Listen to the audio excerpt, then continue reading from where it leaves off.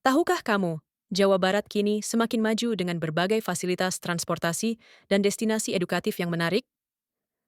Kereta cepat Jakarta-Bandung, yang menjadi kereta cepat pertama di Indonesia, melintasi wilayah Jawa Barat dan mempercepat waktu tempuh antara dua kota besar ini hanya dalam hitungan menit.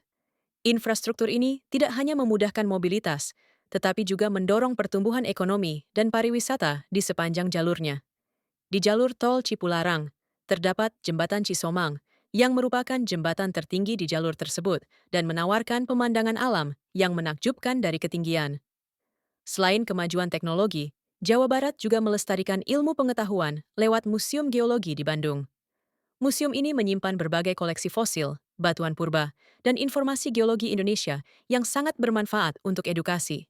Dengan perpaduan antara kemajuan modern dan pelestarian ilmu, Jawa Barat terus berkembang tanpa melupakan akar pengetahuannya.